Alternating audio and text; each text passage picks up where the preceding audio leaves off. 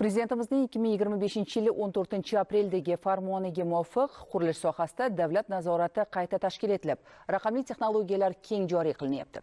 Endilikda qurilish maydonlarida QR kodli pasportlar, kuzatuv kameralari va sun'iy intellekt asosidagi nazorat mexanizmlari qo'llanilmoqda.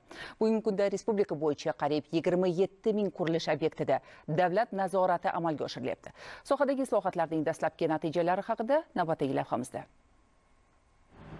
Endi qurilishdagi texnik va ekologik talablar kuzatuv kameralari orqali nazorat qilinadi. Har bir viloyatda situatsion markaz tashkil etilgan bo'lib, barcha me'yoriy nuqsonlar inson omilisiz sun'iy intellekt yordamida qayd etib borilyapti. Tahlillarga ko'ra, o'tgan 1 yil ichida 10 mingdan ortiq qoidabuzarliklar aniqlangan. Ushbu turgan joyimiz qurilish obyektlarini onlayn kuzatish markazining xonasi bo'ladi. Bu yerdan turib bizlar butun respublikada hududiy inspeksiyalardan ro'yxatdan o'tgan obyektlarini real vaqt rejimida kuzatib turish imkoniyatiga egamiz. Sun'iy intellekt yordamida qurilish montaj ishlaridagi kamchiliklar bugungi kunda aniqlanmoqda. Bundan tashqari har bitta qurilish inspeksiyasi xodimi, inspektorlari o'sha qurilish obyektlarida olib borilayotgan nazorat tadbirlarini maxsus body kameralar orqali ushbu tizimga ulangan holda nazorat ishlarini olib boriladi. Bu esa ko'chma sinov laboratoriyasi. Uning yordamida qurilish montaj ishlari sifati tekshirilmoqda. Loyihada kamchiliklar aniqlansa, pudratchi tashkilotga nisbatan ma'muriy jazo qo'llaniladi. Barcha nuqsonlar tadbirkorlar hisobidan bartaraf etilishi belgilangan. Ma'lumotlarga ko'ra, o'tgan davr mobaynida 1421 ta qurilish korxonasining litsenziyasini bekor qilish bo'yicha vakolatli organlarga taqdimnomalar kiritilgan. Shaharda changni ko'tarilishini oldini olish maqsadida chora-tadbirlar ishlab chiqilgan hududiy inspeksiya tomonidan.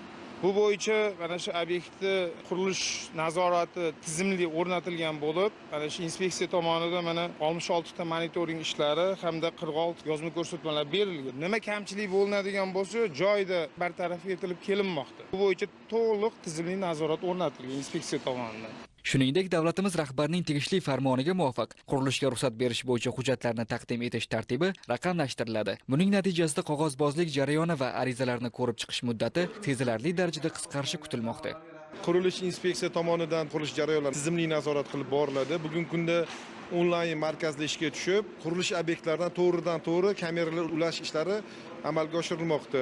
Mana ushbu obyektdan ko'radigan bo'lsak, bizning onlayn markazda integratsiya qilingan bo'lib, ba'zi holatlarda obyektdagi kamchiliklarni ko'ramiz va u yerdagi mutaxassis tomonidan ma'lumot olib, joyda chiqib darhol bartaraf qilish ishlarini amalga oshiramiz. Ushbu obyektda 69 ta monitoring ishlari amalga oshirilgan bo'lib, 49 ta kamchilik qoidabuzarliklar bo'yicha bajarish majburiy yozma ko'rsatmalar berilgan va joyda bartaraf qildirilgan.